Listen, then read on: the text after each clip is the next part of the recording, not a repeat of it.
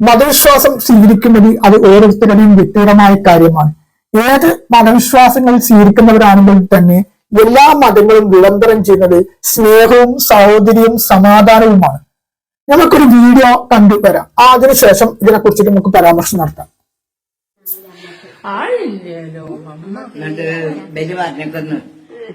അമ്മനെ അങ്ങോട്ട് കൊണ്ടുവരാൻ അമ്മനെ ആട്ട് കൊണ്ടുവരാനാവില്ല. അങ്ങനെ ബെല്ലെല്ലാം കൂടി ഇങ്ങനെ പോരാൻ പുറപ്പെടുക കാണാൻ. അമ്മ ഞാൻ വരും. അങ്ങനെ വീണിക്കാണ് വരുന്ന 4 ആളുണ്ട്. അങ്ങനെ പോന്ന് കണ്ടുപിടുത്തി അത് അമ്മയുടെയും ആ ഉമ്മയുടെയും ആ സ്നേഹവും സഹോദര്യവും നമ്മൾ കാണുമ്പോൾ നമ്മുടെ മനസ്സ് തുറങ്ങുകയാണ്. കാരണം ഇന്നത്തെ വർത്തമാനകാലത്ത് ഇതൊക്കെ ഒരു വിചിത്രമായിട്ടാണ് ഇപ്പോൾ കണ്ടുവരുന്നത്. കാരണം മതത്തിന്റെയും ജാതിയുടെയും പേരിൽ പറഞ്ഞ് തമ്മിൽ കലഹിക്കുന്ന നമ്മുടെ നാടിൽ ഈ കാഴ്ച അത്രക്കും മനോഹരമായിട്ടുള്ള കാഴ്ചയാണ്.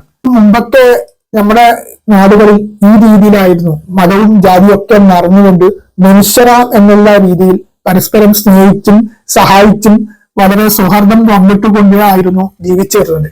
പക്ഷെ ഈ അടുത്ത കാലത്തായി ചില ക്ഷുദ്ര ജീവികൾ എന്ന് വിശേഷിപ്പിക്കുന്നവർ, അത് ഏത് മതവിഭാഗങ്ങളിൽപ്പെടുന്നവരായാലും ശരി, മതത്തിന്റെയും ജാതിയുടെയും പേരും പറഞ്ഞ് തമ്മിലടിപ്പിക്കുന്ന തരത്തിൽ വർഗീയതയുടെ വിഷവിത്ത് ഇറക്കുന്ന തരത്തിലേക്കാണ് പോകുന്നത്. അതുകൊണ്ട് തന്നെ മനുഷ്യന്മാർ മതത്തിന്റെയും ജാതിയുടെയും പേരിൽ അകലുന്ന ഒരു കാഴ്ചയാണ് ഇപ്പോൾ കണ്ടുവരുന്നത്.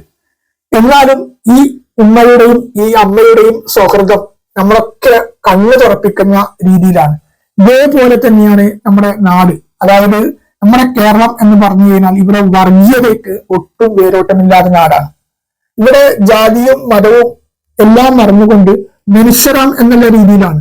അതിപ്പോ ക്രിസ്മസ് ആയാലും ഓണമായാലും വിഷു ആയാലും പെരുന്നാളായാലും ഈദ് ആയാലും എല്ലാം പരസ്പരം സൗഹൃദങ്ങൾ പങ്കുവെച്ചും മറ്റുമാണ് ആഘോഷങ്ങൾ നടത്താറ്.